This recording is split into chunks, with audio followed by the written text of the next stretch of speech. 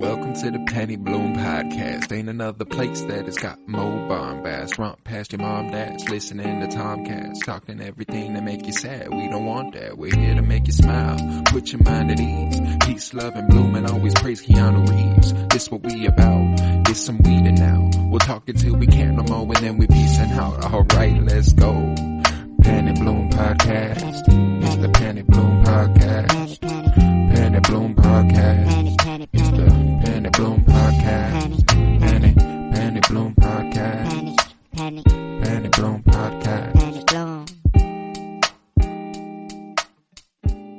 Hello, everybody, and welcome in to Winter is Blooming, a Game of Thrones rewatch podcast by us, the Penny Bloom Podcast. Today, we've got Season 6, Episode 2, titled Home. Written by Dave Hill and directed by Jeremy Podeswa. I am Colton Robertson. I am joined by Joseph George. What's up, homie? Oh, what up, what up? Always a pleasure to be here. Oh, and it is always a pleasure to have you. And man, it's crazy to look at these premiere dates. May 1st, 2016 on this one. Dang, dude. Still, we're almost at the end of the show, and it's still 7 years ago. You know what I'm saying? Like the further away I get from Game of Thrones, the like I just can't believe it. You know, I feel like it came it out just that long happened. ago. Yeah, that's a good year though. 2016, and this just adds to it. You know, In some regards. True. There's Pop a lot culturally, sure. Politically, maybe not. Big Depends switch. Who you are. Big switch there. I guess like depends who you are, but for me, big bad. As far as like movies and just pop culture, just everything, memes, like music. Vine, like everything was just popping off 2016, and I don't know. Now that you say like I had no idea this episode came out in 2016. Yeah, season like, 6, 2016. That, what a wow.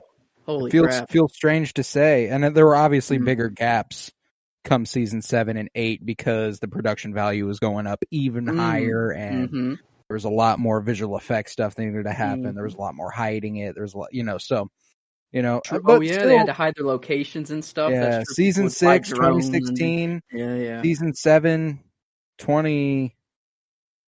Was that 17 or 18? I want to say it was 17. It feels like 17. Because I think there was a big ass gap between 8 summer and 7. 8 was 2019. Yeah, season 7 is summer of 2017. There you go. But anywho, we got a pretty good one here, a pretty massive one. If you have not watched Game of Thrones and you're like on a first watch and you're like, or you're not even watching it, you're just like, for some fucking reason, you're listening to a Game of Thrones podcast, which, hey, to each their own. I doubt that's any of you, but I just want to give you a warning. We're spoiling the shit out of stuff. That's how it goes over here. And we got a nice big spoiler for you, in that, previously dead character is no longer dead. So, you had to bust out the good old shirt for today. The good old John shirt. This is, I don't know. It's crazy. And we were talking about it too, how like we know exactly what's coming, but goddamn, it like almost made it feel better, Bro, it's like, I don't like it's so well done, man. Like it's hard not to go with that for a favorite scene, because not only are you getting one of your favorite characters of all time back, it's just a really, really, really like the lingering on Ghost for those couple of seconds before he. Yeah, you're like, what? Like, okay. Yeah, no, like, man. I fucking lose it, dude. I get all giddy and giggly every time. I feel like, it's just crazy. But if you are ready, we can go ahead and get the ball rolling beyond the wall. Oh, yeah. Let's do it. We see him. It's been too long. Here's Bran Stark continuing his training under the three-eyed raven at the tree. Pretty unceremonial. They're just like, check it out. Bran's been busy. He's also like 5 years older. Yeah, dude. I really don't understand why they waited this long.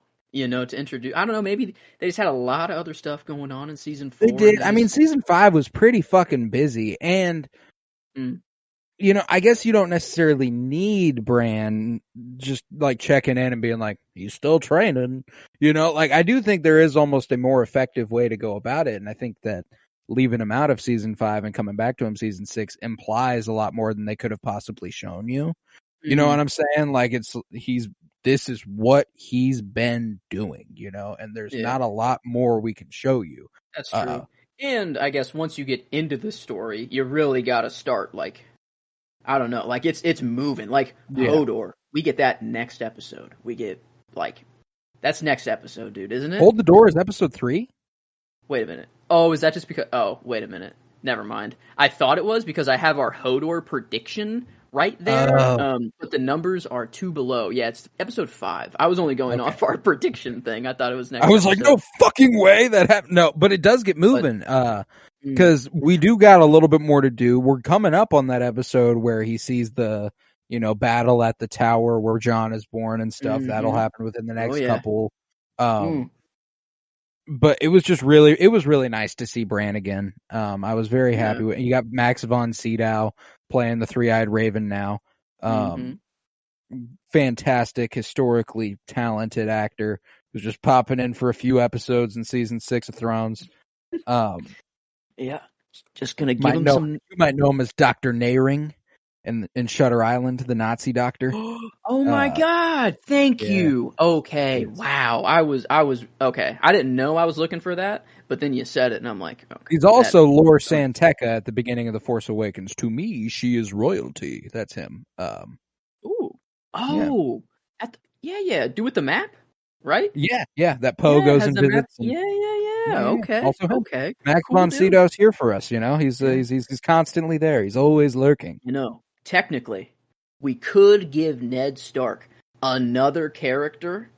For this, he's not going to get it. But I just wanted to bring it up that it is possible. This dude, I thought his time was done. But Ned Stark back like he never left, baby. Yeah.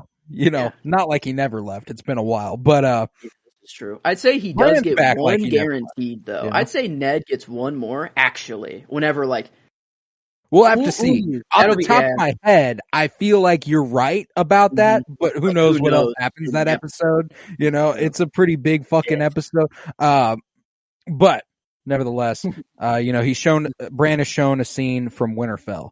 Watching his father and Uncle Benjen training in the yard as young boys, and Ned being like, do that shit again, I'll have to knock you upside the head, but it's all loving and brotherly, and he's like, come on, Ned. Who else said that? Exactly word for word?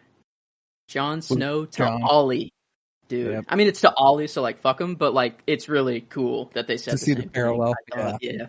I don't know. There's a lot of just really, this episode is stacked. In my I don't know, everywhere we checked in, I was like, man, I'm just really enjoying this is, I feel like other than the Jon resurrection, obviously that's at the end. I feel like that's what everyone will pull out of this episode up to that point, though, man. And it's home, everyone is focused on home, even Theon, everyone around is focused on home. Bran here, whenever he gets pulled out of the vision, he's like, I was home, don't take that from me.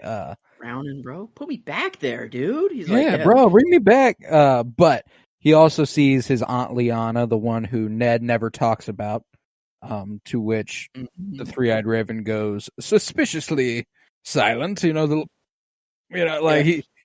a thing or two. But he also sees Old Nan and Sir Roderick Cassell as a younger man, and he also sees a stable boy who they address as Willis. And then he comes to realize that this is Hodor, and he was not incommunicative. He was once able to speak, and like I said, his real name is Willis. And though Bran wants to stay, he is dragged out of the vision by the Three-Eyed Raven. It's Old Nan who pulls Willis away and is like, no, he's a stable boy. He doesn't need to fight. It's okay. He's like, if you put a sword in his hand and train him, he'd be the most powerful man alive. I mean, he did rip some dudes just neck open with his bare hands. So I'd say bro would go nuts, to be sure. Yeah. But yeah, he's dragged out of the vision. Not much to his enjoyment, and You know, he's warned that it is dangerous to stay too long in visions. Mm-hmm. Whether that's because you will literally get stuck in them, or you will, you know, kind of Leo in Inception, not be able, you know, like you get lost in the sauce a bit. I think it was also like a little like because Bran was like, "You've been showing me all these places and visions, and then you finally take me somewhere where I want to go, and then you pull me out right away."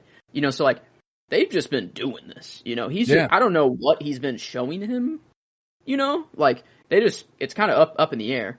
But I feel like it was like if he took him there right away, he'd be like, "I never want to leave." You know, it's like I'm home. This is where I'm good. Like no reason to come back to work out. their way there. And I like that implication. You know, that's good storytelling. This is the first time you're seeing something of importance to Bran in his entire training. You know, like so.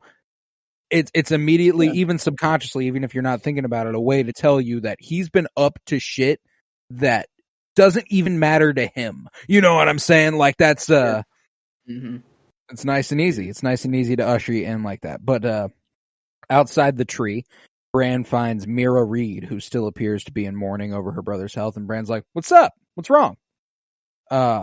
Mira's like, I won't believe it. I'm so happy. I just saw my home and all my you know, my relatives, everything. Like, what's wrong? What's wrong with you, Mira? Are you okay? What could possibly be wrong with you? It's not like your brother just died. I guess I don't know how long ago that was. Like how can't much have been time? super long. The other storylines haven't progressed a ton since then. You know, I mean, like there's been time, but I mean, maybe a few months, not like maybe there's I would say there's Jon got killed at the end of season 5. There's not even a jump between season 5 and 6. You know, like we're going a couple months, you know, like maybe 6 at most.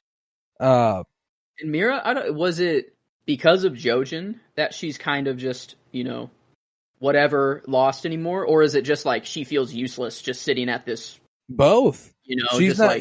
like, like she's lost the reason she came here. First off, Jojen told her, you know, she doesn't have any way to know all this shit. Jojen was like, "We got to go help Bran. This is what we got to do. You know, this is everything. This is our entire life now." And then Jojen's gone. Bran's doing this training with the Three-Eyed Raven. She's just basically standing watch at this point, doing nothing. You start to feel a little useless and you know, directionless. But yeah, Bran's like, the Three-Eyed Raven says there's a war coming, and he's like, "Oh, we're gonna fight it out here at this fucking tree, you know, by ourselves." Bran's like, "I don't fucking know." Yeah, it is a very strange thought, you know, that it's just kind of, we had to do this, we were told, you know, and now like that we're here. It's like they probably expected something different. I don't know, like something immediate, you know, like or something to help fight, you know, that I'm not sure, but Mira, like I love just the aesthetic of this show, like her just looking out, gorgeous, her looking off in the distance and But one of the little children of the forest, Leaf, is like, you're gonna need her when you're done here, so we got to keep her around. We know her name, Leaf. Leaf, apparently. That's what it says here in the synopsis. I fuck with that. It's fitting, you know. It's like, of course, your name is Leaf. Yeah, they got a tree is the other one, and roots. You got tree, leaf, roots, stems. I guess they are children of the forest. One of them is actually called chlorophyll. No, I'm making that up. But okay, I thought you were serious there for a second. I was like, holy shit, gorgeous. But that's all that happens beyond the wall. It's nice and quick, nice and simple, but a nice reintroduction to what he's been up to, very succinctly. And I dig it. 4 Hodors as well. Finally, another Hodor. We haven't gotten any in season 5, and this is the first Hodors for quite a while. But more to come until, sadly, a couple episodes away. But yeah, I don't know. Very short and sweet up with Bran, but I like that we're starting. I don't know. His storyline is really cool, and I love the Oh, it's funny. It escalates really fast within these next few episodes, and then he's turned into a total robot and doesn't have any emotion. Mm-hmm. For like after episode 5 of the season, it's like that's it, bros. I bet that's like, you'd want to think that you could stay yourself through this whole thing. Oh yeah, I completely get why he's a robot. It's like Dr. Man. Oh, you haven't read The Watchmen yet, but you've watched the TV series. Yeah. Very, very similar sort of standing there, where it's like you know everything there is to know across all time. You know everything that has happened. You know what will happen. So you become apathetic. You go like whatever I do, care about anymore. I can't change shit. I can't do anything about this. So you remove yourself almost entirely, basically. I'm excited to read that because that's is that this Friday? I believe it's this Friday as far as the release of this podcast. Okay. Dark. Yeah, it would be on a dark night. Yeah, it is. It is this Friday. Watchmen this Friday. A little connection to Bran. Woo! But that concludes the storyline there. And we'll be back. I'm assuming next week. I hope we don't just keep taking episodes off with them. But regardless, we're next in King's Landing, where in a tavern a man is drunkenly boasting about having taunted Cersei, with his giant fucking cock apparently during her walk of time. She's there, tits in ass, jingling in the wind. And everyone. I wouldn't lie about this, okay? I wouldn't lie about this. I wouldn't lie. You know me. And I swear, as soon as I swear to God, she saw it, she licks her lips. And everyone's like, no. And he's like, I swear, I wouldn't lie to you guys. What is the implication of this, though? I mean, what happens afterwards? Did Cersei, just on the walk, remember that one fucking dude and, was like, this guy's gotta go? Or was it her that this guy was talking up a storm and then it was like, all right, let's get rid of him? Or is the mountain just a fucking... He just doesn't give a fuck, and he just killed this dude. No. I don't think Cersei is... I don't think this is like Cersei's like, I remember this guy's face, go find this guy, kill him. I think, we've seen that now Qyburn has his little birds, and I'm assuming word makes way back to the castle. It is? Okay, that is right. That is right. You go ahead, kill that guy.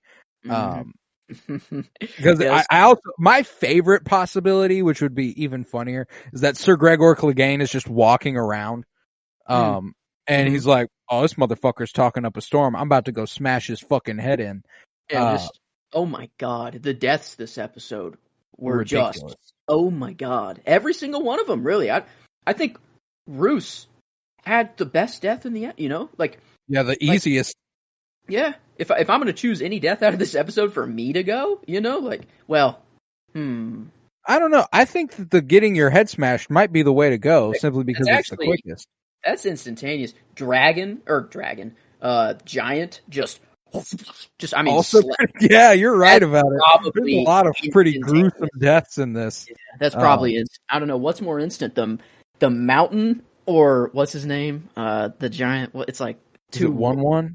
1-1. That's right. Yeah. 1-1. I knew it was 2 words over and over, but 2-2. No, but he goes ahead and returns to Cersei's side. After that, he's like, "I've done your bidding, my master." And she's like, "Dope." No words needed. No words. Just all blood all over like his just one arm, and Cersei's like, "All right, cool." I'm assuming you did what you had to. But thereafter is Myrcella's funeral, held at the Great Sept of Baelor, but Cersei is not permitted to attend, and she's informed of this by her uncle Kevin, who we all despise. Tommen has ordered that Cersei be confined to the Red Keep, since he is concerned of the Faith Militant. And I also love the standoff here between Cersei and the Mountain versus the army of men outside her door, who are all shitting their pants at the idea of facing off with this one man. Yeah. I mean, what do you do? I love how he's just like, look, he has his hand like on his hilt and like just looking at Cersei for the call. Like he's not even worried about them. He's like, Just let me know. You tell me what to do and I'll do it. She walks away and he just looks at them for a couple seconds longer, and there's still that question, like, is there something between them that's like, you don't have to give them, like, was there a signal? He stands there for a few seconds longer and stares at them, and they're like, is it go time? Are we about to die? And then he turns around and Kevin goes, oh, he's like, I fucking loved that, dude. Before my eyes. Yeah, it's. But this is a little detail I've forgotten, that Cersei didn't go to her daughter's funeral and wasn't allowed to. Yeah, that's brutal. And I guess the reasoning, it makes sense. Like, Tommen's just afraid that they're going to take her again and go through all of the, he can't do anything about it. So, like, I get it. Fair enough. Loved. Well, I'm pretty sure he says that they told him they'd do that. It's not that she's just afraid. Not allowed in the Sept right now until she faces her trial. Until her trial is over. And so I loved the shot of her just up in the Red Keep over the balcony looking at the Sept. And I literally out loud said, blow that shit up. I was like, I can't wait till you blow that shit up. These people, bro. Kill them all. I don't even give a fuck, man. Here's the thing. Like, it blows my mind how much more sympathetic or empathetic to Cersei I am in this rewatch than I was, like, ever before. I'm like, you know what? Fuck these people. They don't deserve your compassion anyway. And then when it's like Daenerys, I'm like, no, don't do that. And it's because of what they've always been about. Cersei's always been like, fuck these people. So it's not like a betrayal of character for her to go and do something like that. When it came to Daenerys, it's heartbreaking to see that sort of thing happen because she's always been so fucking good. That's the shit that fiction will get you going for. It's like when it comes to someone who's always despised the poor people, I'm like, fucking kill them, Yeah, she's like, there's so much wrong with her character, like so much wrong that I don't agree with, but I'm fully like, fucked up. I love her on this rewatch though. It doesn't even come for the finale, and I'm already like, just blow them up already. I'm like, just get it over with. I don't, just. Oh, is it? It's this finale, right? That she blows them season up? 6 finale. Okay, good. Yeah, I'm eagerly awaiting that.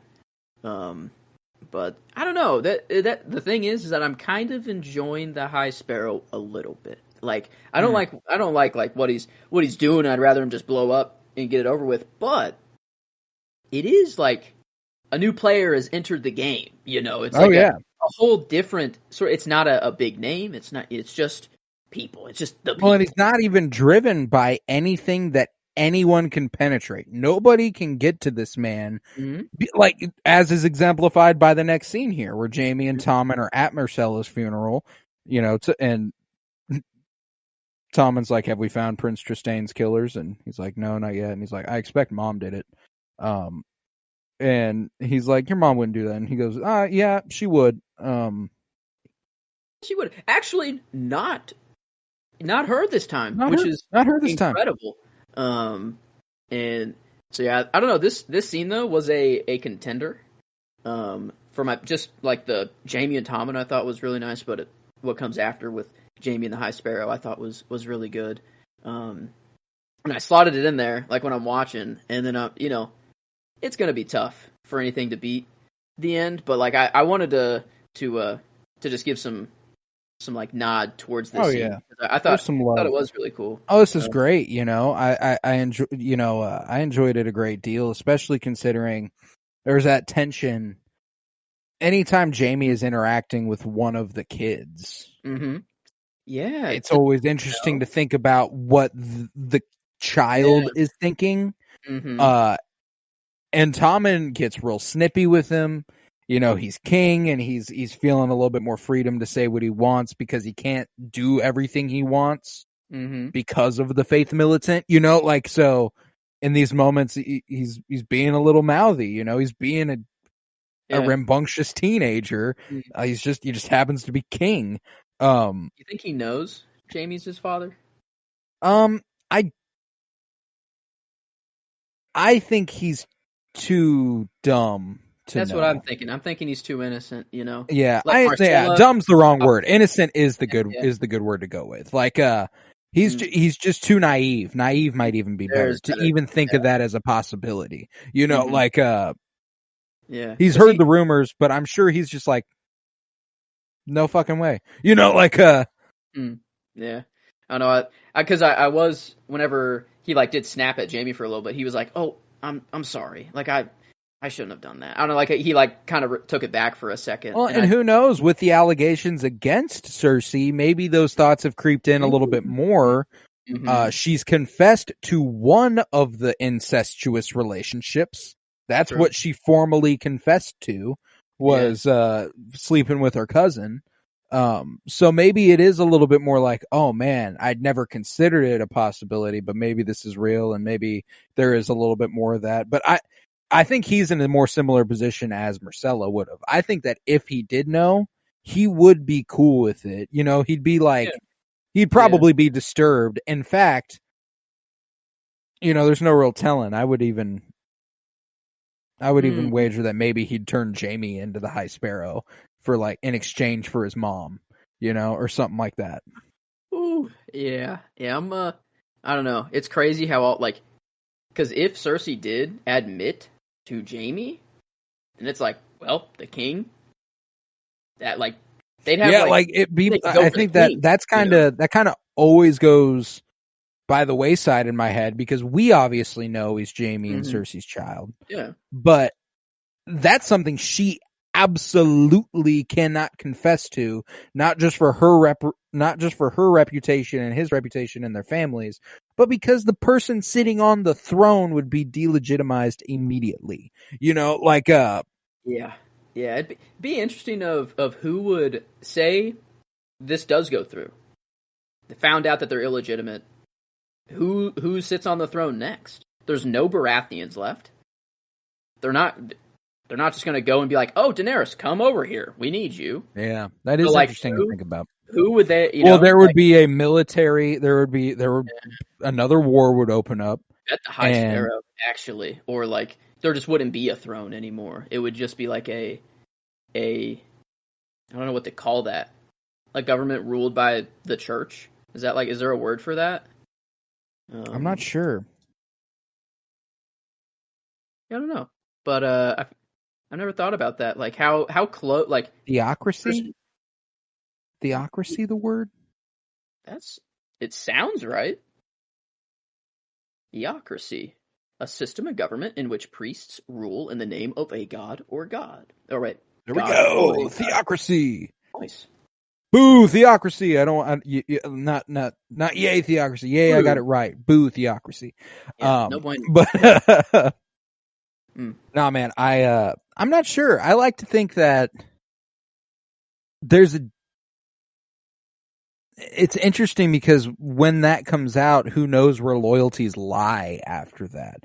I like to think that immediately, pretty much Cersei would just do something formally to take out the Faith Militant but crazy enough, I think that if that were to happen, the person we'd be looking at on the throne, Kevin Lannister. Oh shit. It would probably be him, huh? Wow. Yeah, I guess, because no Baratheons. They'd probably just go to the small council.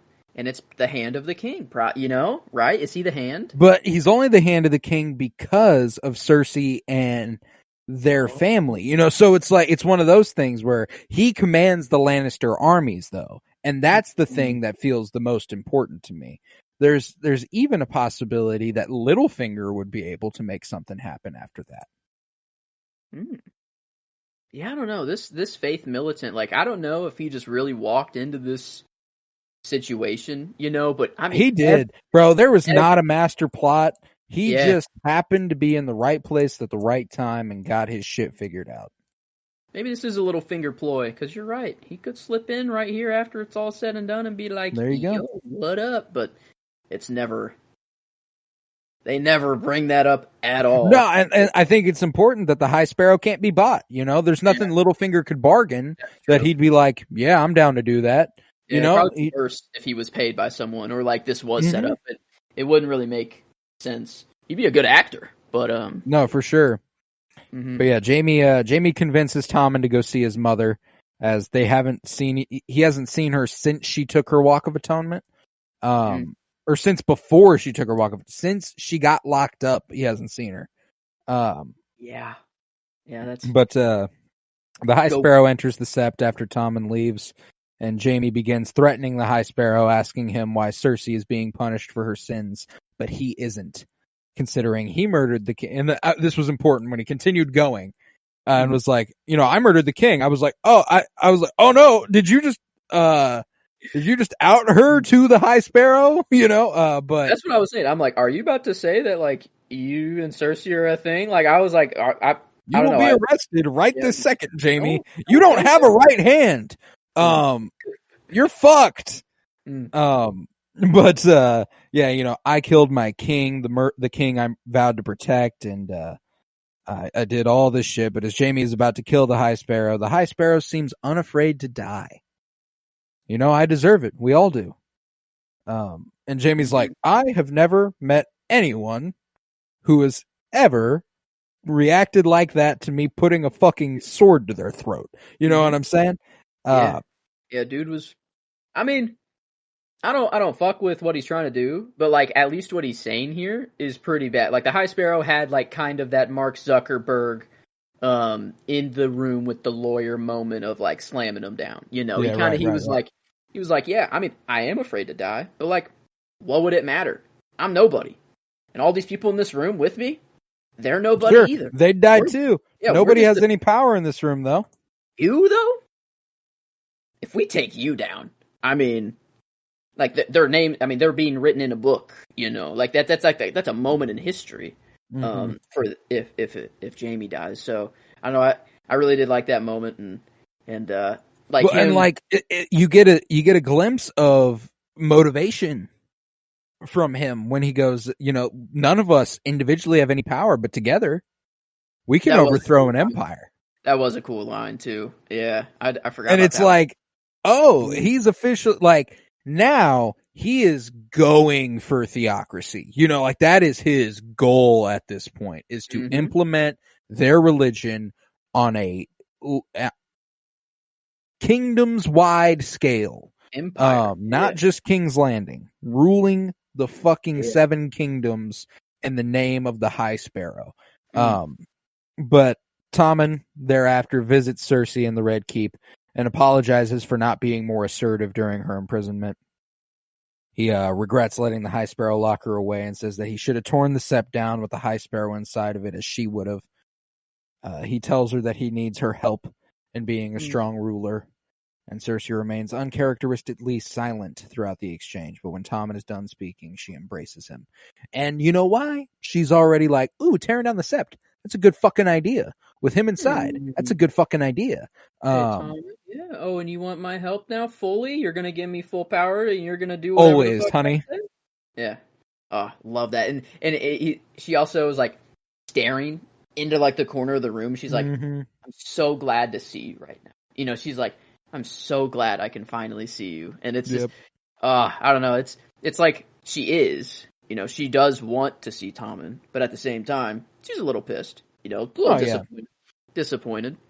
So it's, I don't know. Tommen, I don't think it's performance worthy for the episode, but for him, I think he really stepped it up here. Episode. He's got, this kid doesn't get enough credit, he's not. He's a small role player, ironically enough, for the role of a king. Yeah. But when he's on screen, he carries his own, like he doesn't, it doesn't feel like he's trying really hard to catch up and trying really hard to be on that level. He's just being, and I think he pulls it off really well. But yeah, that concludes the storyline in King's Landing, and then we are on to Moraine. Yeah, I got like, if there's any scene that will beat the end, it's in this one. But Missandei and Grey Worm tell Tyrion that Rhaegal and Viserion have not been eating since Daenerys left. And Tyrion explains that dragons do not do well in captivity, and they will probably start eating again if they are unchained. He also suggests that the dragons are intelligent enough to remember their friends and that they will probably not harm Missandei if they meet her again, since she spent so much time with them when they were little. And they're like, how the fuck could you possibly know that? What the fuck? Where you been, bro? Kaboom! We got it. That's finally. what I do. I drink and I know things.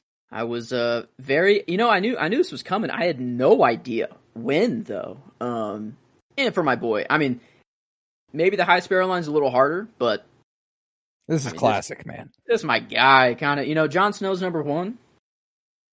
Actually, Daenerys is probably number 2. Tyrion's number. I mean, I really I went deep into this Tyrion theory one time that he was like maybe one of there's 3 dragons. This is back, and never has there been a greater argument for that side than this episode. Yeah. Which I don't really, I mean, I don't know, cause I guess his birth could be, no, because Cersei and Jaime saw her mother die. I mean, the mother is for sure whoever Tywin's wife was, but I guess the father. It could not be Tywin, but I'm pretty sure it is. Yeah, it is like there's a lot of holes when you start to go down there, but this scene, this was the other one. I mean, I was like, if there is one, it is going to be this one, because Peter Dinklage was just, there's no dragons there. Or I guess we're not there yet. I should halt. We're not far off from it though. In the room up there, but actually, yeah, we are there. Tyrion and Varys go down below the pyramid. Okay. Cool. And with Tyrion advancing, they look at each other. He goes into the darkness alone, and one of the dragons emerges from the shadows, and Tyrion maintains eye contact as the fire billows within the fucking thing's mouth. And when the other emerges, Tyrion puts down his torch and gently advances. And the two little there's the main fire that's lit in their throat, but then there's these two holes on the sides of their mouth or something. I don't know. And I wonder if that's what blows. I don't know. I was really interested. I've never noticed them before. These little look like air holes. That's where all the air comes out and pushes the fire so far or something like that. Or yeah, I don't know. It'd be really funny. You know how on a lighter you use one of those one of the triggers is a little bit of a small thing that ignites the fire for real. You get a spark and then the gas that it's leaking out actually ignites it into a flame. What if it's emitting some sort of flammable substance that you blow? He has the fire within him, but he blows it out, and that ignites it fully. You know what I'm saying? I'm headcanoning that. Yeah, he just operates like a lighter. One further, it's just their farts. They store them in, and instead of farting, comes out the mouth instead. I guess. There you go. Yeah, exactly like that. Yeah, I think farts are flammable. I think I've seen a video. There's that little theory: you throw the lighter down by the butt, and it does the whole thing. So I think we got some credence here with this. I think there's something there. But to calm them, Tyrion speaks gently, explaining that some say that dragons are more intelligent than humans. He tells that when he was little, one of his uncles asked him what he wanted for his name day present, and he asked for a dragon. Not even a large one, just a little one, like him. This part, it's my favorite scene of the episode, man. This is my favorite scene of the episode. If you weren't going to, because I was watching this, I was at work watching this today. I fell asleep way too early last night. Ended up waking up being like, "Fuck," and I had to watch the episode at work today. But I'm standing in the back of the store watching this episode, and he says that line, "Just a little one, like me," and I I got tears welling in my eyes, bro. I'm like, because this is one of my favorite little stories in Game of Thrones, because it's mentioned in book 1 in the books. They go over his studying of dragons and how he went down below, down below to see the skulls and all that, and he thought about it, and he remembered when he was a child, et cetera, et cetera. So this story is told in the first season, or the first book of Game of Thrones, in the Song of Ice and Fire. So I forgot that it was told in the show, and I was so glad when it came back around. I was like, oh, yes. Because it's so powerful, man. You know, they all laughed like it was the funniest thing they'd ever heard. And then Tyrion's father told him dragons were extinct. And Tyrion cried himself to sleep that night. Yeah. Yeah. But here you are. Boom. Yeah, and like, they could understand him. Mm-hmm. You know, like, I mean, they were, I don't know, I feel like they were actually, like, listening. Whether they didn't understand him, they definitely knew what he was there for, you know? Yeah. Like, I don't know which one is which, I guess. Yeah, I couldn't tell you off the top of my head either. But, like, after the first, you know, chain was dropped and then just putting its, you know, neck down and being like, all right, let's go. But no, this was such a good scene. And I was thinking of, like, you know, his want for a dragon his whole life. It's like his biggest dream. Dude, it's wonderful. As well, you know, a dream. Dreams in Game of Thrones, I always, you know, hold on to very, look at very closely. But I love the, you know, the little history lesson he gives Missandei and Grey when they were chained up. Yeah, and they're like, I mean, the dragons used to roam the world and just take over everything. But then when they started chaining them up and locking them away, like, they were no bigger than cats, you know, or is what he said. And I wonder if, because, like, we're in House of the Dragon, and we still got some big-ass motherfuckers. So I wonder if, like, in Season 2, if we'll start just, I'm assuming some dragons are going to go. You know, we're going to see maybe some dragon deaths, but... Oh, yeah, because, I mean, we still got Vhagar. He's a big boy. And Vhagar's, like, he came over with Balerion from Valyria. Like, that's an ancient dude. That's an old motherfucker right there, and a large motherfucker right there. So, I think it's the result of the civil war we're seeing in House of the Dragon that they begin to chain them up and keep them locked down, and they slowly shrink over time. Yeah, man. No, I know. I saw something that was like House of the Dragon is gonna, you know, summer 2024 is what they said. Now I think that's already what we kind of thought, but right. I'm getting a little hot. You know, it's still a long ways away, but watching Thrones, it's around the corner, baby. Yeah, it's around the corner. Yeah, and then I guess a prequel series. You know, who knows if any of this is actually going to come to fruition? Or that one's starting filming in 2024. That's what. Like that looks pretty cool. So I'm. Yeah, it's going to be Duncan and Egg. Yeah, that's right. That it is that one. Oh, that is confirmed because I think George R. Martin said. No, yeah, like that one is beginning to film. That is a guaranteed right there. So I think it might be the stake of this podcast that from now on, if we're going to cover TV, it's probably going to be Thrones. Yeah. It's like, what else is up to this level? You know, it's like maybe prequel series, A Knight of the Seven Kingdoms, The Hedge Knight. Start shooting spring 2024. Quite the name. Quite the mouth. Yeah, and that was tweeted by Culture Crave, which is pretty reliable for the news stuff there. Yeah. But I don't know. This scene was really making me go back into the Tyrion being one of the dragons theory and all that. But I don't know. I just none of it really matters, but the show is so vast and so and crazy. That's what's interesting though, is that I think it does kind of matter. I mean, like, it matters one way or the other, but I think that the thing that matters more is trying to know that theory shouldn't be true. You know, like the relationship that him and Tywin have for years. And that whole thing, I understand that, like, if it's just not actually his father, that creates, you know, a disdain that's different. But there's such a personalness to it that time Tywin says, like, you know, I thought that maybe you weren't my son. It's because he truly doesn't want him to be, not because he actually thinks he might not be. I mean, look at Jon Snow, and I think, like, imagine the same situation that happened to Ned happens to Tywin. Tywin and Ned are this kid in a river. Yeah, like Ooh, fair. Maybe that's actually kind of true. But kills Tyrion. Yeah. But if it is Tywin's wife saying, "You better protect this child. You better blah. I know who you are. Don't throw this baby in a fucking river. I know I'm gonna die. Do this last thing for me." Maybe he does. And then Maybe. But I just see Ned and Tywin.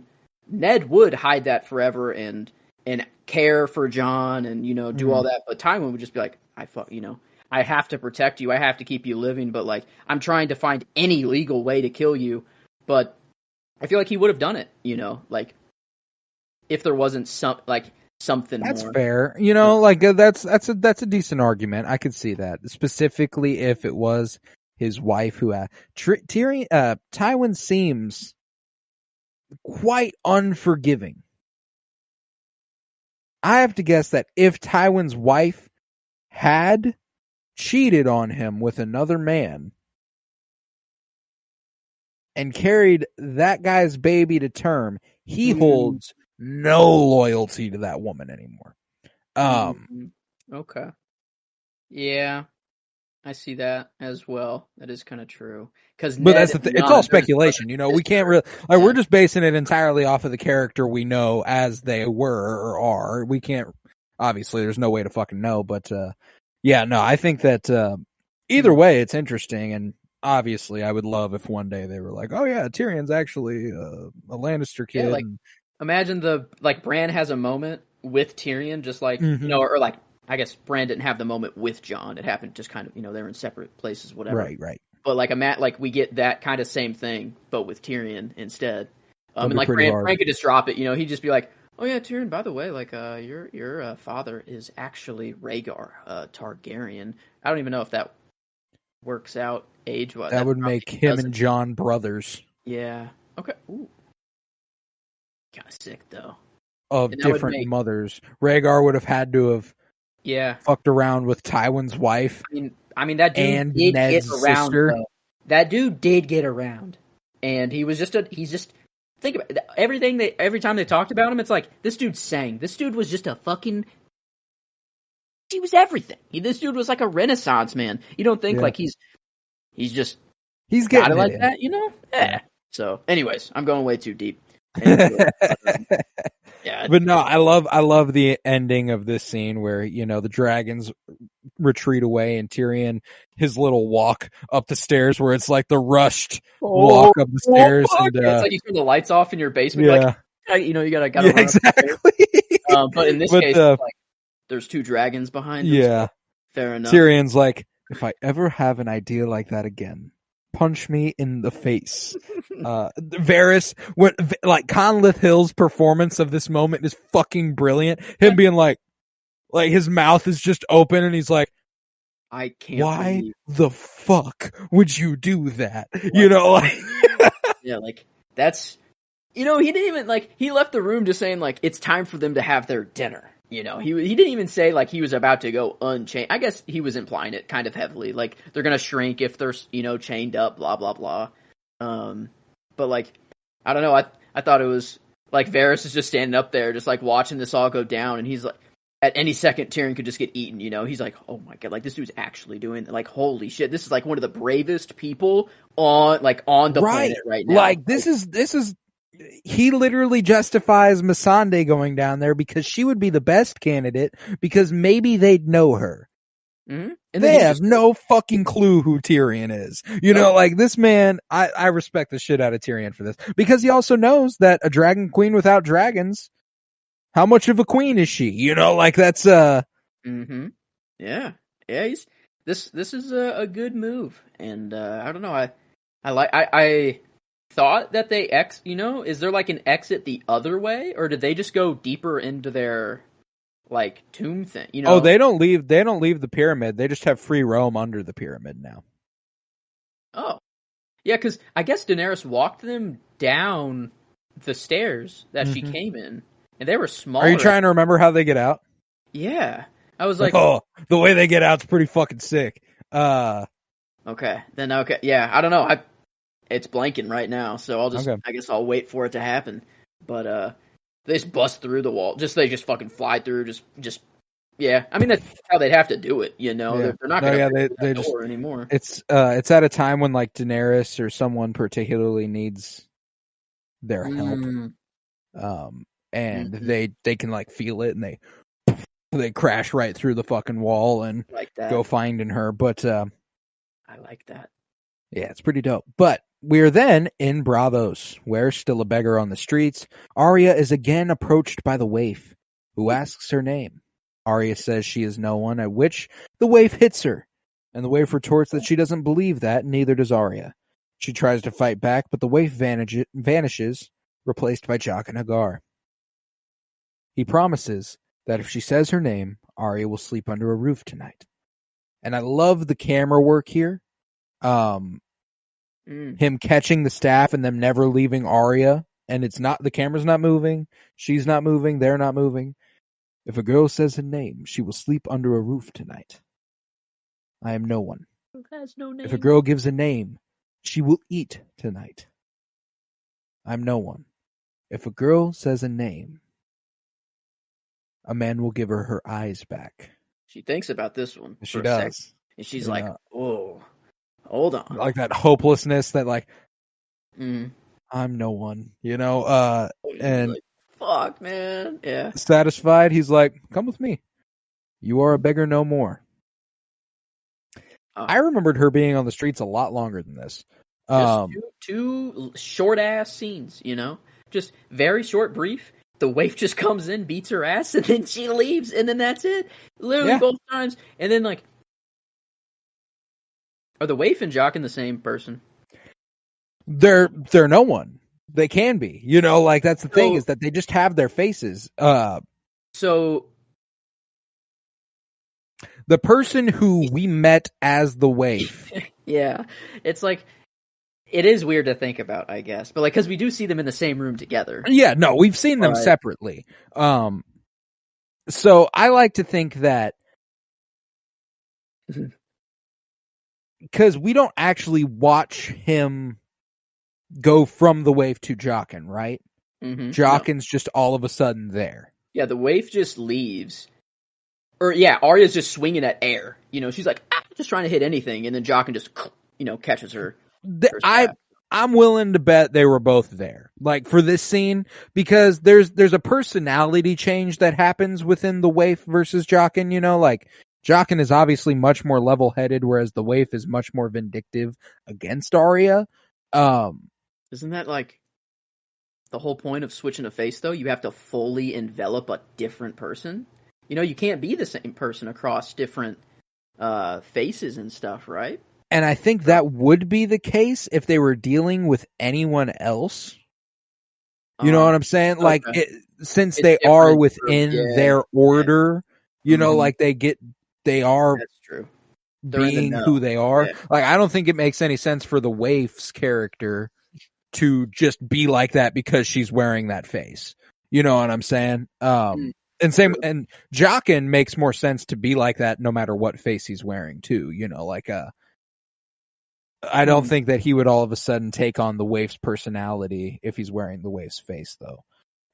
But that's the thing, too, is now we're at a point where, like, did the original guy who wore Jaqen's face die? Who the fuck was that actually drank the poison? It was no one. Doesn't matter. They both exist, but they don't, like, it's like, whatever. Fuck it. How many no ones are there in the House of Black and White, It'd be incredible if it's just those two, Right. How would anyone know? Like, you have no idea. There's no telling. Yeah, they're just that fucking good. It's go anywhere. But short and sweet. But we're there and then we're gone, because we're next in the north, where at Winterfell, Ramsay and Roose discuss with Harold Karstark what to do about Sansa and Jon. And after Ramsay's like, yo, we could just storm Castle Black and kill Jon Snow. I love that nobody knows Jon Snow is dead, and they never will. That never escapes Castle Black. He's just back to life at the end of this one. And Roose warns Ramsay that, attacking the Night's Watch would turn the entire North against House Bolton. And if he does not act more sensibly, he will be discarded. And Maester Wolkan enters and announces that Roof's wife, Walda, has given birth to a baby boy.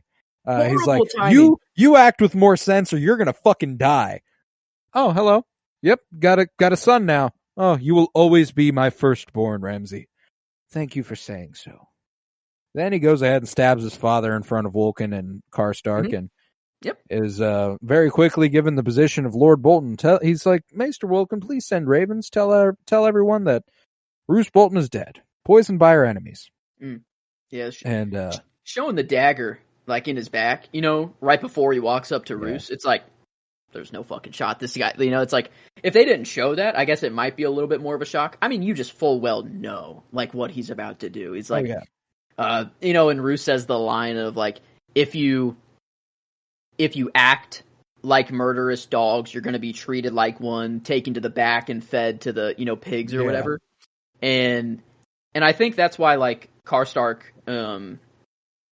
was kind of like, okay, this dude's like, he's kind of in the old ways and stuff like that. Like, we were talking about how like Karstark was swayed by Ram, or, how he's just kind of like okay with what's happening right now. And it is an interesting, like, there's a lot going on here. For one, it's like, what could he do? It's like, that is the new Warden of the North. Legally, like, he is legitimized, and like, if Bruce is dead and this Maester does go through with saying that he's poisoned, like, Ramsay is the new Warden of the North, and he's like, he does say that. He's like, address him, that's your lord or whatever. So it's like, speak with some respect, that is your lord. So I think it was partially, one, he agrees with Ramsay in the sense of like, they could take everything, and like he just wants more action, whatever. Two, the fear of Ramsay, it's like he's scared of that dude. He's definitely ruling with fear, to be sure. Mm-hmm. Maester Vulcan, he's like, yep, he was poisoned by our enemies. All right, so I'm gonna get going. And then he's like, wait a minute, give me what's her name? Walda. Walda. Yeah, give me Walda. She's resting, sir. She just gave birth. I don't give a fuck. I'm your lord. He's do like, what I say. Oh. He's like, okay. But yeah, then they go meet down in the courtyard, and she's like, "Hi, Ramsay. Yeah, so, Lord Bolton sent for us, And I love the idea that off camera he was like, Maester Vulcan, be sure to tell her that Lord Bolton sends for her. Mm-hmm. I need this to be a surprise. And then Bolton. Oh yeah. Where's Lord Bolton, Ramsay? Why do you give Roose the good, easy death? I mean, okay, I guess in Ramsay's mind and his way of thinking, I hate to say this, but like, that's a good meal for the dogs, I guess, in his way of thinking. But the baby dog, like the baby too, that's just like, I was like, oh, this was just bad. And dude, this is for a character who has done so much terrible fucking shit. This might be the most single evil act he's ever done. Kills his father, immediately goes to feed, not his true mother, but calls her mother, which is super fucked up. Mm-hmm. Just giving her one, why not? Come with me, mother. And I'm glad they cut the screams off a little early. I feel like they probably would last longer. But, but I do love a good subtitle, and the subtitle reading "Flesh Tearing." Yeah, I mean, as if I couldn't put that together. Yeah, I need that specified. Maybe she did. I don't know. Could they kill you that fast if they just went straight for like the neck? Yeah, I don't know. I gotta think so. I guess maybe. So. Damn, maybe that's why her scream stopped. Is she didn't have any vocal cords anymore? Jesus, fuck. Shit. No, brutal, terrible shit. Terrible fucking stuff there at the hands of Ramsay. But nevertheless, in the woods, a little happier here. Brienne fills Sansa in on her encounter with Arya. Tells her that she's alive and everything. She wasn't exactly dressed like a lady. She wouldn't be, says Sansa. Nice. That was a nice little, just like, for a pair that always like did nothing but argue and get at each other when they were together, to know that more than anything they wish they could be together again is very, very nice. Finally they're catching up. This is yeah. Finally. We've been waiting for this for quite a while. For Sansa to be with Brienne. I guess, I don't know, maybe when she was with Littlefinger, not necessarily. We knew what she was going to get into, so we were like, please just go with Brienne. Oh my god, like, it'd be so much better. You'd still much rather be with Brienne than Littlefinger, though, even so. Yeah, probably here. But I don't know, she's like, what happened at Winterfell? And Sansa's obviously very reluctant to speak on it, and she admits that she ought to have accepted her help sooner. And Theon, racked with guilt over his betrayal of the Stark family, is just pacing around in the background, just walking around, not knowing what to do with himself because he's no longer Reek. He's Theon now, and he's like, what the fuck am I even doing? Who am I? What is this? And he's scared. He's hearing like bird noises and sticks cracking or whatever, and he's like, they're hunting us. They're lighting a fire. You should not be lighting a fire. They are hunting. They will see the smoke. Pure paranoid. And I went with Alfie Allen here for this episode. Oh, he's good. And like just that, like him pacing around, and then this moment he has with Sansa. Like Sophie Turner did a really good job here too. But I felt like this was meant for Alfie Allen to be. He really kind of took this scene. And it, I don't know, it was such a like this. It's weird to feel. I don't know. It's weird because.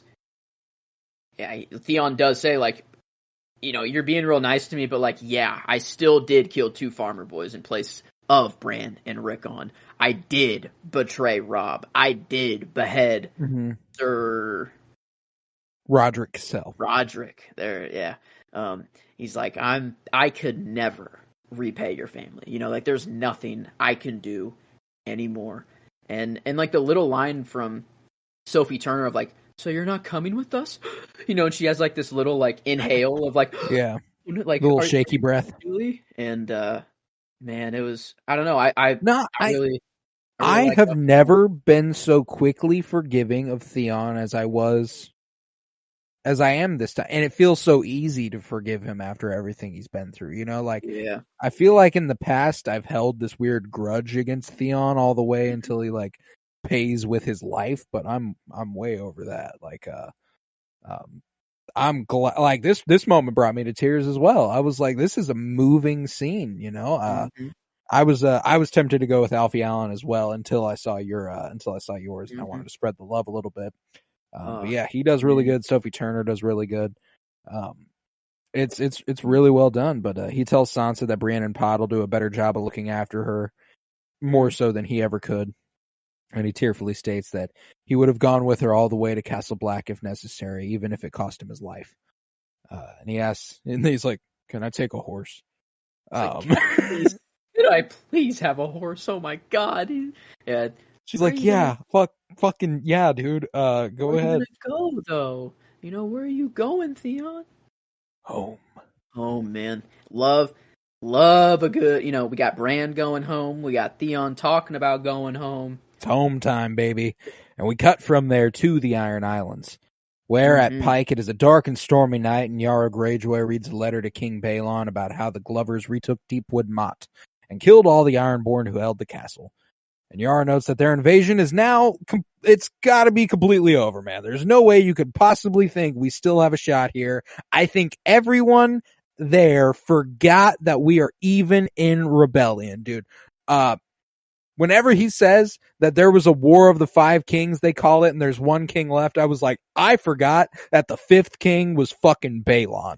You know what I'm saying? Yeah, I think this was kind of like a meta, like, fourth wall break a little bit. It's like, you guys don't fucking remember this. This was back, like, what, season 2? Like that? Dude, he hasn't been in the show in so fucking long. Yeah, well, maybe not back to season 2, but, like, yeah, that's probably 3, I think, like, when Ramsay starts getting involved and they send him, little pieces, et cetera, et cetera. Yeah, seasons 2, 3, and 6. Dude hasn't been in the show since season 3.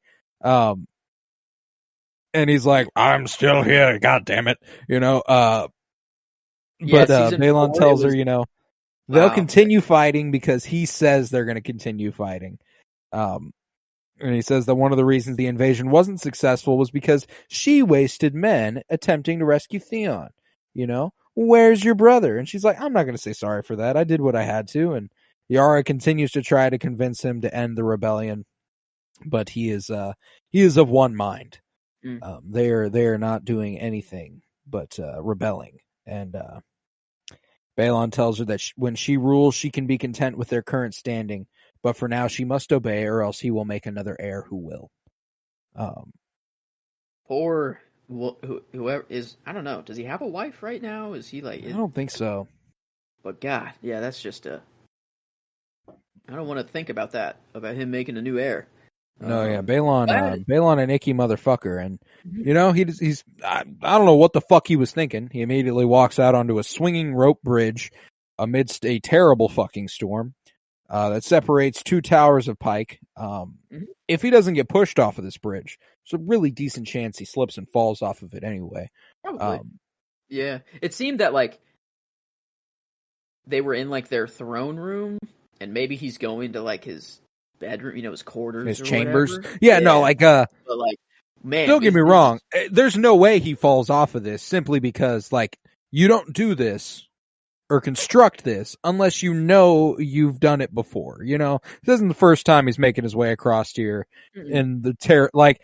I go, you know what? I'll sleep in the throne room tonight until the storm passes. Me and my current age, like I feel like I got pretty good balance, but like I see that storm and the bridge is literally. I'm not doing that. I'm good. Yeah, I'm no Balon. I'm no Balon, but we get a very, very character introduction here that. Wow. I mean, it's a wonderful introduction, and season 6 Euron is actually dope. I don't like him, but a wonderful character.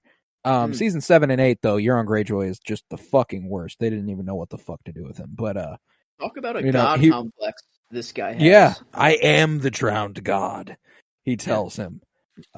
He is the drowned god. And Balon inquires about a rumor that Euron lost his senses during a storm, and his crew had to tie him to the mast to prevent him from jumping overboard. And Euron's like, maybe, maybe not. And Balon's like, I heard you cut out all the tongues. He's like, yeah, I wanted silence. Yes, I did. And, I did do that just for some peace and quiet. Yep. Okay. Yeah, we were saying we're no Balon. I'm definitely no Euron. I'm sure as shit not Euron. Oh my god. Yeah, this guy is, he's got a few screws loose, I could say. To be sure. I mean, he just pulled back home. He could have come back at any time to do this. There's no reason for him to have waited till now. He's just like, fuck it. I'm gonna go home and take the throne. Fuck it. He's just kind of going with the flow. He's like, time. You're getting old, brother. Time for some new blood. Love it. Yeah, let's do this shit. Yeah, like throws him over the bridge. Died. Episodes like ushering in like this new era. Like you get Roose out and then Ramsay in. We get they're like, the books are done, motherfucker. We're gonna run with it. That's true. Yeah, and even John, Alistair, we don't see him get hanged yet, but like we have that old blood going, and like I know it's kind of happening everywhere, which is really cool. And then in Marine, even too, new people are leading there. So I don't know. I really liked this. I feel like it was just very a soft reset. Yeah. Yeah. Very good. Didn't expect it out of this episode. I was just waiting for the end. But then I was like, man, this is actually it's really good up to that point as well. But at Balon's funeral, Yara tells the priest Aeron Greyjoy, Balon's youngest brother, that she will find the person who did this and feed them to the sharks while they are still living. And she swears to do this upon the Salt Throne, to which he replies, "You are not fit to swear upon the Salt Throne. You are not our ruler yet. The law says that the King's Moot chooses the next ruler." And Yara's like, yeah, but my father wanted me to rule. And Aeron's like, well, he doesn't get to fucking say, so. Yeah, sorry. You might be, or you might not. It's just how it goes here. Yeah, the King's Smoot. Is that a person or like a council? The King's Smoot is an Ironborn custom and part of the traditions they call the Old Way, unlike regular lordships. Yeah, they elect a ruler. King's Smoot. I see. Oh, I thought it was like the King's. I thought he said the King's Smoot chooses the next ruler. So like it's just some like it's their hand of the king or something, or like just No, the King's Moot is a group of Iron Islanders who come together to elect their king, and they all have to, like, I'm pretty sure there's a fucking fight. Fight for the throne. Yes, an elected. I mean, regardless, Euron gets it. Like next episode. Yeah. But anywho, we're then at the Wall. We're at Castle Black. Nightfall has arrived, and the band of Black brothers loyal to Jon have not yet surrendered. And when Davos refuses a final ultimatum from Sir Alistair Thorne, he looks at the men and he delivers my favorite line of the episode. Oh, thank you. Okay, Boyd, good. I'm glad this. I'm not much of a fighting man. Apologies for what you're about to see. Draws his sword. I was like, fuck yeah, Davos! And Davos is also my character. Oh, yeah. Oh, my God. I think he gets it. I mean, I wanted to spread the love, and I was thinking about going with someone else. I think it's just Davos. Boys, I'm not much of a fighting man. He picks up Longclaw, too. Yep. He doesn't have a sword. He doesn't, dude's not like that. He's like, well, this one's pretty badass. Yeah. It's Apologies for what you're about to see. God, I was like, yeah. He probably got character so just down to for ride. that moment. Yeah, he probably got character just for that one moment, but then... Yeah, but, he keeps pushing. But yeah, man, they're ready for it. Ghost starts growling at the door as they begin to try to break it down.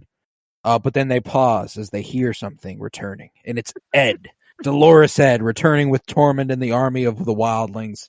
And this was also very close to getting my scene because I love a storming of the castle and just the idea that the wildlings would so thoroughly rout the the Night's Watch. And that also goes to prove Ramsay's point of, like, the south side of the wall is completely, like, undefended. Like, I mean, if you get in there, you can wipe out Castle Black. Like, it probably wouldn't be that hard. And we get another one of those, the mountain versus all those they surrender because of 1-1, Yeah, like Tormund kills someone first, and they're all still like, well, maybe we're gonna fight. I don't know. And they're hesitant, and then 1-1 smashes that guy against the wall, and they're like, you know what, that's enough. And I love Alistair Thorne being like, fight, you cowards. Yeah. Oh my God. The only dude to swing a sword after this moment, fucking Ollie, dude. Yeah. He's just whatever. Is it next episode that they go? It's gotta be. Yeah. Yeah. It's probably his first act. I can't remember like just what happens right away, like with Jon. But no, I can't wait to see that kid hang. Probably the only kid ever that I'd want to see hang. Like that. That's not a very common thing, but man, yeah. But Ollie earned it, man. Yeah, and he rushes Tormund specifically, but I love that Tormund doesn't even hurt him. He just stops him and pushes him to the side, and it's like, hold on to this kid. What are you doing, dude? Thorne is seized. Tormund easily disarms Ollie, and Ed announces, "Take them to the ice cells." And I love that he's like, "You fucking traitor." He's like, "The only traitors here are the ones who put a knife in their Lord Commander's." Ooh. Another line that almost got it was Alistair Thorne being like, "The Night's Watch has held against the wildlings for blah blah blah blah blah," and then Tormund coming in, and that's what gets Ollie to go, or whatever. But that was pretty sick. Like, until you, bud. That's pretty early in the episode, and I was tempted to go. Like, I wrote that down until Tyrion goes and frees the dragons, just because I'm gonna shout. I've showered the wall with love for a season and some change now. So, yeah, I mean, I did end up going with it just because. I mean, I was either gonna go with Jaime and Tommen, and then the High Sparrow in there. It's a good scene, but it doesn't quite stack up to. So, Dolorous Ed brings Tormund to see Jon's body. Because Tormund hasn't seen him yet. I'd forgotten that he was stabbed after they'd been ushered south of the wall and stuff, and Tormund's not happy to see it, Notes the many wounds that he has, and he quietly says that he'll have his men start gathering wood for a pyre, bodies to burn. And Davos goes ahead and pays a visit to Melisandre, who has donned her normal glamour, but is still gripped by a crisis of faith. When he enters and he goes, "Sorry to interrupt," and she goes, "You're not interrupting anything." She's like, straight up, "I'm just sitting here, and I have just been sitting here for I don't know how long." I went with Carice Van Houten as Melisandre for my performance. This the sheer depression she's going through, and this just like fuck it, I'll try thing that she has going on, and then when she does try, and that spark of hope that she has, that is, we'll get there. But he asks her, what are you up to? He's like, "The Lord Commander." She goes, "The former Lord Commander." And he goes, "Yes, but does he have to be? Does he have to?" And she's like, "What do you mean by that? No, what do you mean by that? What are you talking about, dude? Yeah, what are you talking about?" He's like, "I've seen you do some fucking shit, man. Do you know anyone who has this power? Do you think you have this power?" What does he say? Like, "I've seen you give birth to a literal shadow. I've seen you." What is the other? I don't know. It says one more thing.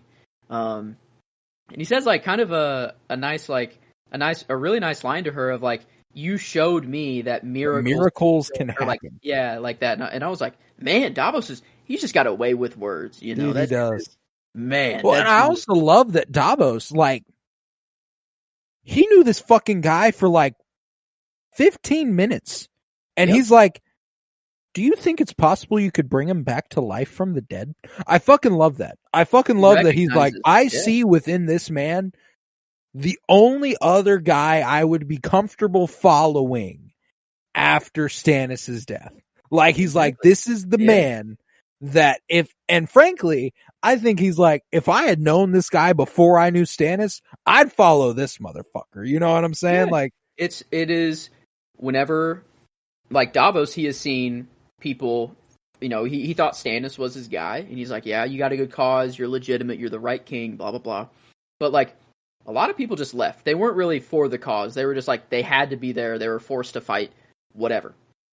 And then in Castle Black, you have Alistair Thorne.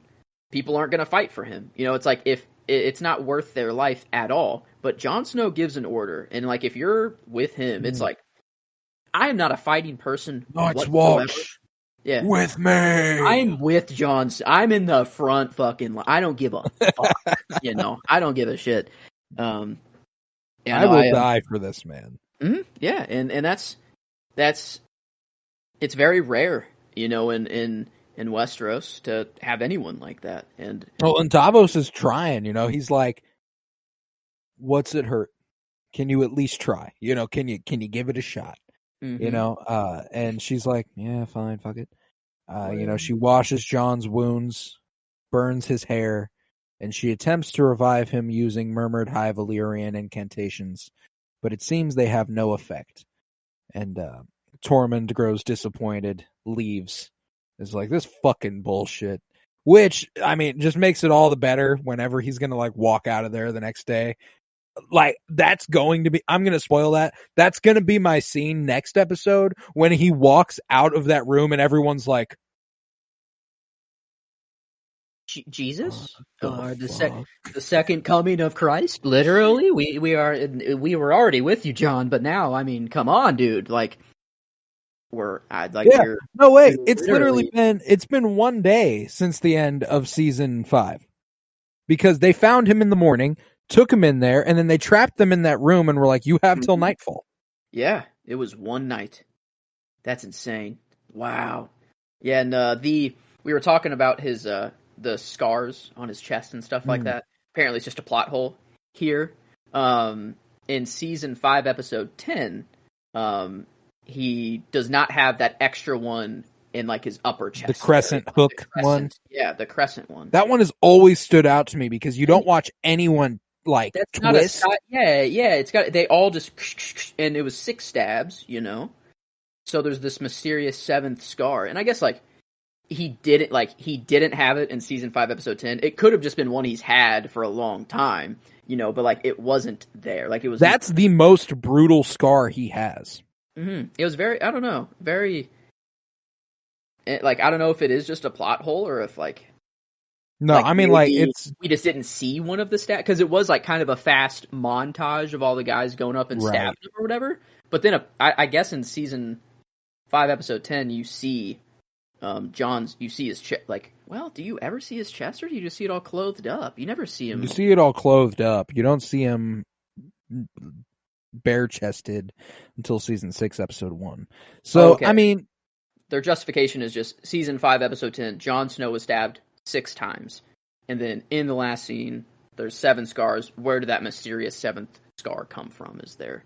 Yeah. Questioning that. So, one of them stabbed him an extra time. That's what I'm going to go with. There are a lot more mutineers there that are like gathered around that traitor sign than actually they show stab him. So like, it's he got stabbed 7 times. I was the only reason I was into it whatsoever is I was trying to see if like Melisandre. I don't know why I always think it's something else. Melisandre and Melisandre. Yes, I get them mixed up every now and then. But I just thought that she was like saying her chant for every time he got stabbed, and that was the only reason I was like counting anything. And I was like, wait a minute, why is there like 7 scars on this dude? Like maybe he's just been through some shit, Like I guess Ygritte shot him with some arrows. No, I don't think one hit him in the chest though, and that's that was really like the back arrow type scar. But anyways, no, I've always thought of that crescent one as the Ollie stab. Like, cause that's the one that does it. That's his heart. That's true. Yeah. So that's always what I've gone with. But regardless, she offers up those incantations, and then before the final one goes, please, and that's when I took her down. Just because it's not. She doesn't give a shit about this guy. She doesn't. It's not like this is the guy who she's like, I plan to follow this man to the end of my days. This is like, please show me that you still have a purpose for me. Show me that I have devoted my life to the right thing. That the Lord of Light is still here for me. Show me that, please. So she'll be very happy whenever he walks out of that room tomorrow. But oh yeah, no, I loved. Like, I'm glad she's getting up. Is that her first performance nod? Yes, it is. Is that her first? Has she ever even gotten a character? She's not, I don't think. Wow. Okay. No, that's very nice. I mean, she it makes perfect sense. She was this is everything. She saw the victory. The victory I saw in the flames, just a lie. It doesn't. Not even real. It doesn't even happen. Like, what have I been doing my entire life? I've gotten this entire army killed. Like Stannis' army gone because I burned a little girl at the stake. Yeah, and man, I don't know. I don't really remember him walking out at all. Or like, is it literally just like he's up there and everyone's just looking at him like yeah, it's exactly what it is. Wow, that's awesome. Oh my god. And partially a little bit of the reason of me counting all these scars and stuff. It's not that bad on the eyes, No, beautiful body on this man here. Yeah. This is a lovely man laying there on that table, all dead and stuff. All dead and stuff. Yeah. Not dead for long, but for now. Yeah. But they all get up, they exit the room. Ed and finally Davos follow her moments later. And once the room is empty, however, Ghost, who had been sleeping underneath the table upon which Jon is laying, perks up and looks up to his master. And then Jon awakes. Oh my god. And to think of like what's going on in his mind in this moment. He's like, bro, his last memory is getting stabbed. Out. Yeah, that's like, he's like, and now he's like, I'm inside? Like, what? He's probably like, what? What? No one's here? He probably thinks he's in the afterlife for real. If you die and then you wake up in a room on a table, I guess your dire wolf's there, but that'd probably be an afterlife thing. I don't know. I'd probably be like, yep, I'm not alive anymore. I'd be like, heavens is the Lord Commander's chambers. Yeah. That's a weird afterlife. Maybe I'll open the door and it'll be something else completely. But yeah, we're now at a point with John that, and I've said this for like a season and a half now. We're now at a point where it's about to fucking go up, like it's about to go fucking crazy. It's insane the rise this dude sees. Like it just seems like it couldn't get any higher, Like it can't. And then now your expectations have been reset. Like he was on this meteoric rise after he gets picked as Lord Commander. On his way there, he goes to Hardhome. You're like, oh, this man's a badass. This guy's epic. He gets killed. You're like, man, that's it. But if they are bringing him back to life, now your expectations for him are through the fucking roof. There is nothing that can stop this man. You know what I'm saying? Like, death didn't even stop this man. So like all of a sudden he is the fucking belle of the ball. Like I fucking love Jon Snow, man. So I'm very, very happy that he's back in the show after an episode of leaving him out. It's only one episode. You could argue two. He's got like 2 seconds of screen time there at the end where he's conscious. Fair enough. Yeah. Is it the? It is the very end. That's what. Yeah, it's the end of. It is literally the cliffhanger of season 5, episode 10. So like, you see him in the last seconds of that episode. Wow. I guess I always kind of thought that there was like a couple days or like 3. I don't know. It felt like they were kind of just up in that room for a little bit, but you're right about Thorne being like, you have until nightfall, or whatever, and then they're there at nightfall. Because I was wondering of like how didn't Jon turn, into a White Walker, Whites and White Walker. A White Walker is the big dog, the big blue motherfuckers. The Whites are just the undead, zombies. Whatever. Yeah, I was like, I was trying to think of like how he didn't turn into a white there. But yeah, if it is one day, I mean, that's like, I don't know how long it takes, but that kind of works out there. Cause I don't know. I loved the like theory of that they would actually burn his body and then he doesn't burn, sort of thing. Or, but we clearly see him get, burnt by a lantern. And like very early on. So it's like, maybe they weren't thinking of that. I don't know. No, they weren't. Like, that's the thing is that at that point, the showrunners don't even know he's a Targaryen. That's something George R.R. Martin doesn't tell anybody yet. Oh, yeah. The books aren't even written yet, right? Like the season 5 The books that confirm he's a Targaryen don't even exist. Yeah. So even now. Oh, wow. It's just they end with him. Yeah, they end with him dead. Ends with him dead. I guess the book came out. Now, obviously, that's something George R.R. Martin's always known to have written the story with Ned that way. But true, like, there's no reason for him to be like in season 1, episode fucking like that's season 1 when that happens. There's no reason for him to be like, oh yeah, by the way, David Benioff and D.B. Weiss, did you know that Jon Snow is actually a Targaryen? So you can't burn him here. So that's the thing, is that like Jon Snow can be burned, but is that just a plot hole because the showrunners legitimately don't know yet?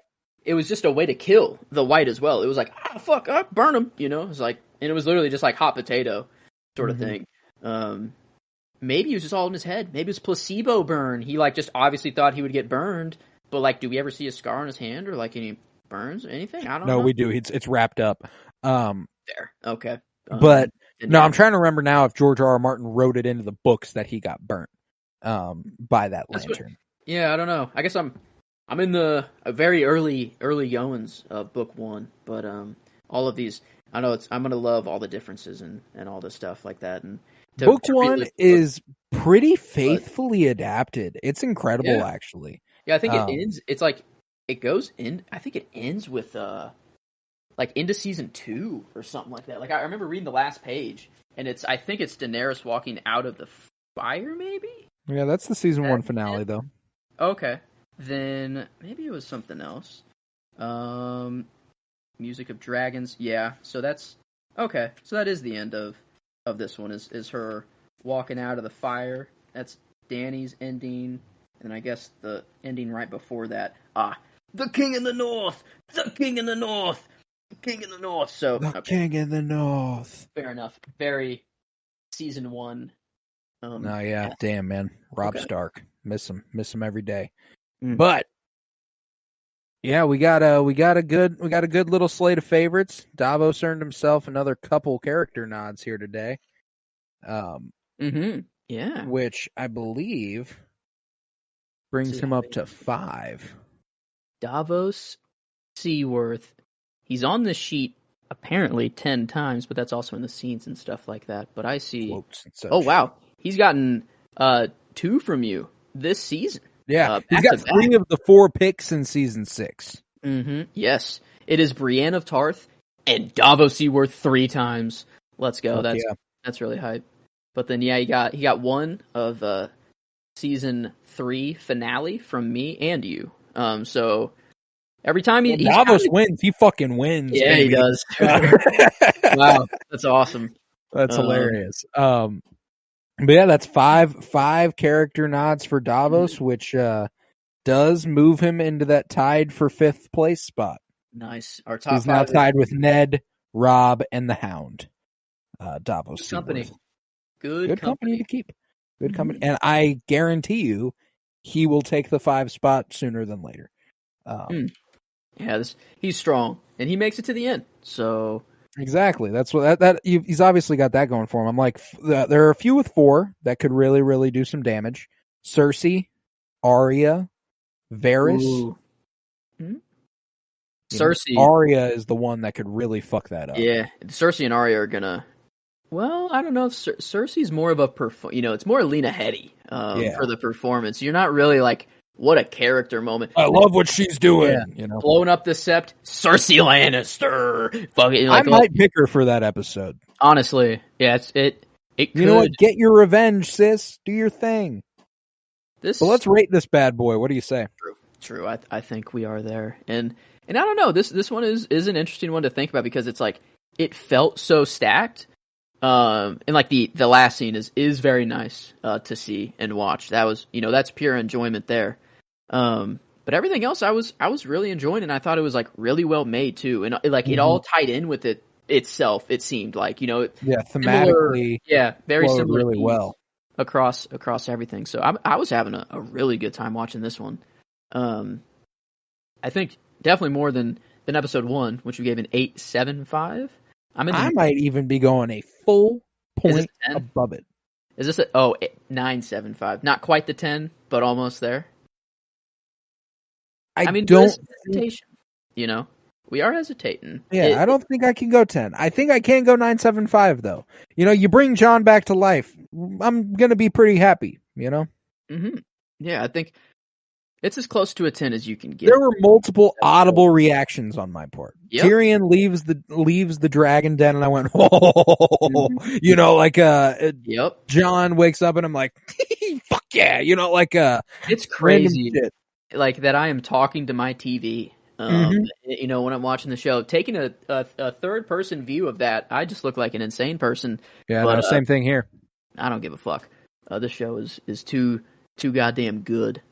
And man, yeah, I guess critically, that is why I enjoyed a lot of it. It's just how it's fucking good. It's fucking good.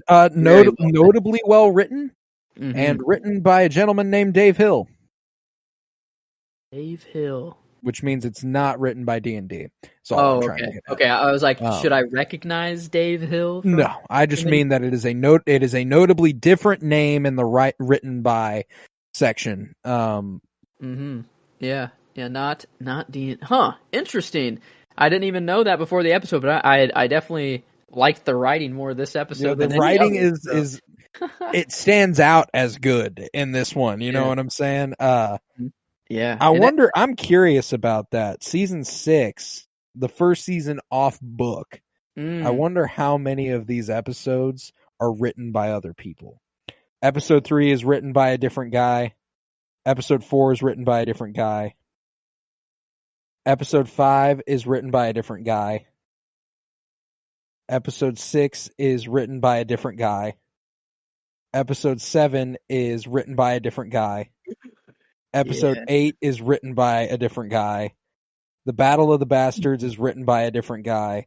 And the finale of this season is written by a different guy. So, this season only... The D&D were like, all right, see you later. We'll direct. They no help from good old Georgie. Seeming they just didn't have it like that. I mean, fair enough. This is crazy to write new material for. Like, there's a reason they had George R. R. Martin work with them so closely, is because this is like just such a vast story, and like you got to kind of be a writing like prodigy or just someone who's very fucking into the game to write something like this vast and detailed. Everything. So yeah, they wrote a little bit more than I gave them credit for. They wrote about half the season. Okay. So still though. Yeah, I mean this is I don't know. I feel like season 5 and 4, like we said, were like the golden era, but like this one I think season 6 there's a switch into blockbuster mode. You know, the show gains a more wide appeal starting in season 6. I would say we start going in a direction that's like the audience is bigger than it's ever been. The show is going fucking up. Like, we are going to make this, it's bigger than it's ever been.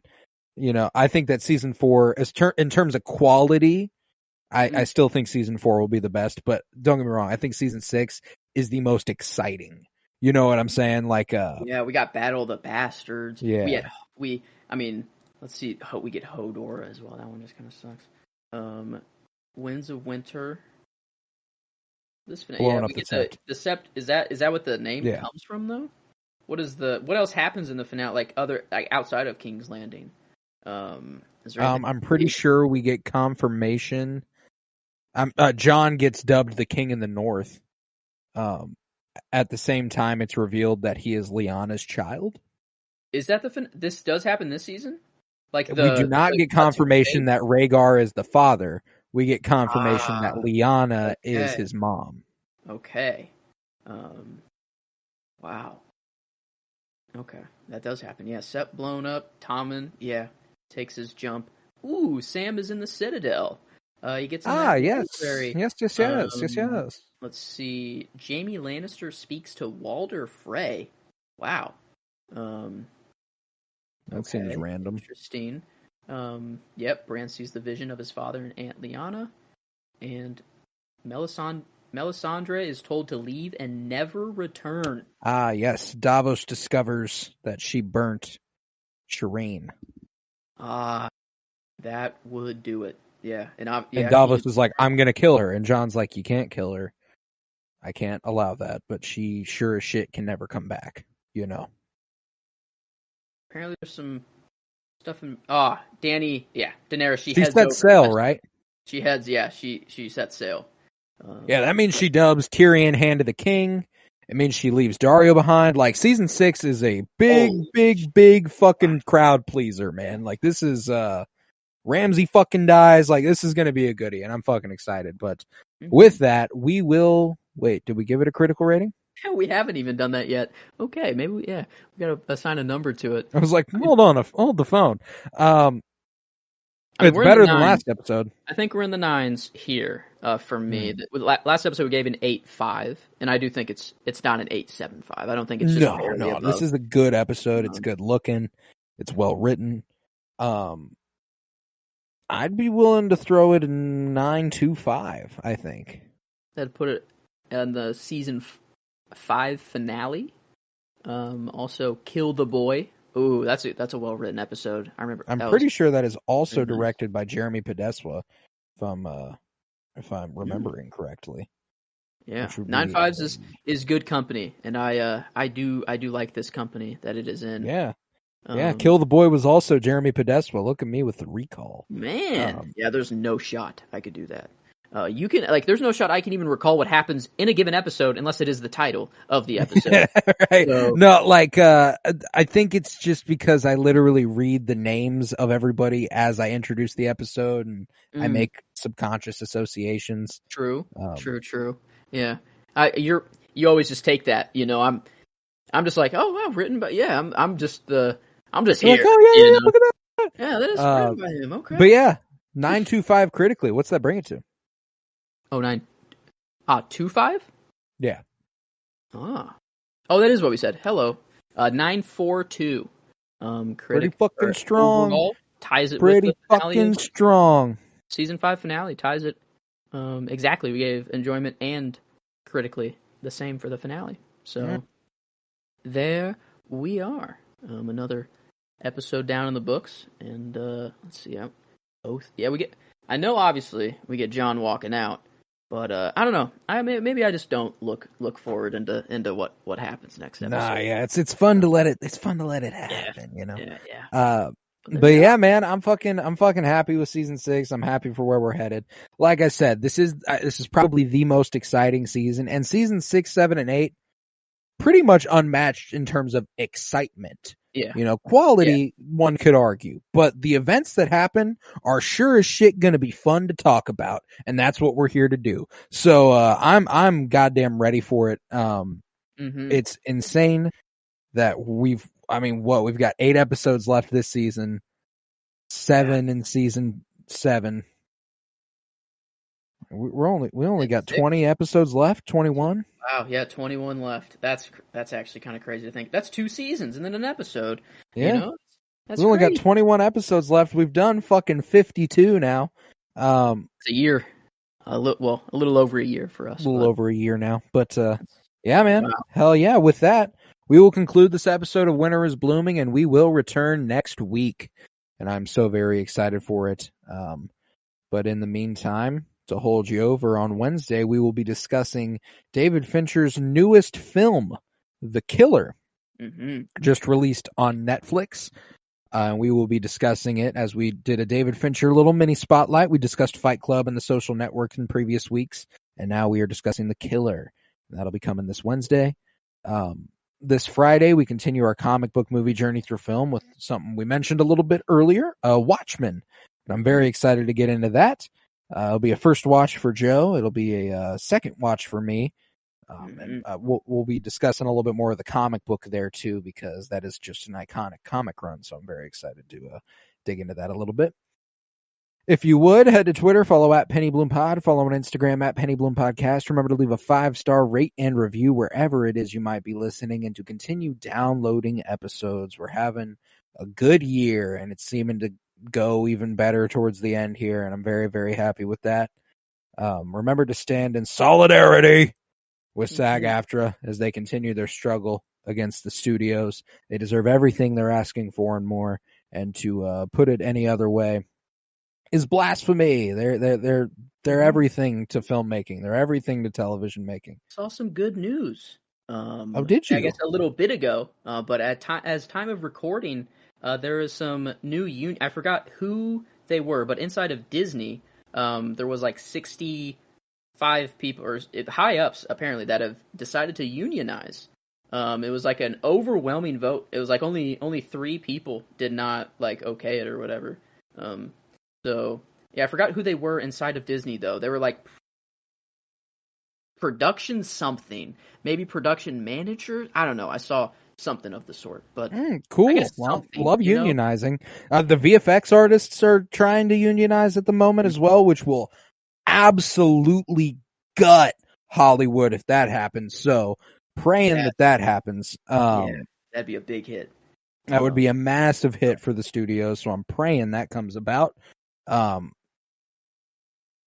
yeah, with that, I was Colton Robertson. I was joined by Joseph George. Thank you very much, homie. Oh, thank you for having me. It's always a pleasure to be here. Oh, and it's always a pleasure to have you. And remember, peace, love, and bloom. And that is what I do. I drink, and I know things.